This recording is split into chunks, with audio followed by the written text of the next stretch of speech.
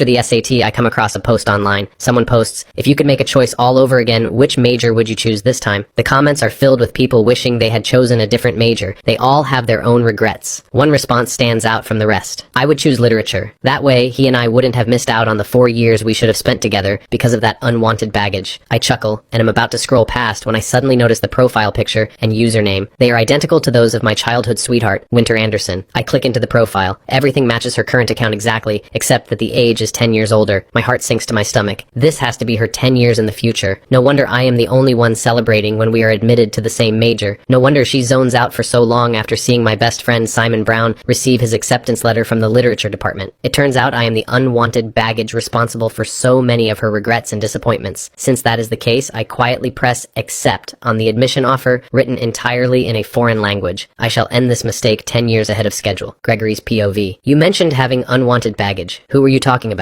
In front of the screen, I took a deep breath and typed my question for Winter Anderson. Within seconds, her reply popped up. He was someone I grew up with. Well, technically, he's also my benefactor. His parents died saving me years ago. To repay that debt, my parents took him in and raised him. He'd been taking advantage of my family's guilt ever since. He followed me around every day to the point that everyone thought he was a future husband my family had been raising for me. The truth was, I never wanted a burden like him in the first place. I blinked. A dull ache throbbed in my chest as I thought of Mom and Dad, frozen forever in old photographs. During a landslide years ago, Dad had shoved Winter out of the way and was crushed to death by a falling boulder. Mom had used every ounce of her strength to push Winter to safety. In the end, she was swallowed by the collapsing earth. Winter had once told me that from that day on, I would become part of the Anderson family. She would stay by my side for the rest of our lives, treating me like an older brother. In the end, it turned out I was nothing more than an annoying burden who used a life-saving debt to cling to her. I hate emotional blackmail more than anything. Congrats, OP, on finally escaping that nightmare. Forget the depressing stuff. We want the juicy romance. Tell us how you and your true love got together. Replies kept pouring in. After a long silence, Winter posted 2 short responses. It was simple. When that man and I were about to get engaged, I came clean. I told him that I'd already slept with the person I truly loved. My fingers began trembling uncontrollably. Wow, that's some main character energy right there. So, did the leech just give up? He didn't make a scene or anything? Oh, he did, Winter replied. But it didn't matter. I had leverage over him. The company he worked for belonged to my uncle. His grandma was critically ill and needed one final surgery. She was waiting on the last payment and I withheld his bonus. In the end, he had no choice but to let me go. Something inside me snapped. Even breathing became difficult. How could this be? How could Winter use the only family I had left against me? Then, how far have you and your current partner gotten? Another asked. Have you both settled down? Within seconds, a photo appeared in the thread. In the photo, 2 hands were clasped together, fingers intertwined. Matching bands gleamed on their ring fingers. My heart sank instantly. The mole on that man's hand was identical to Simon Brown's. That sapphire bracelet on his wrist was the very one I was wearing right now.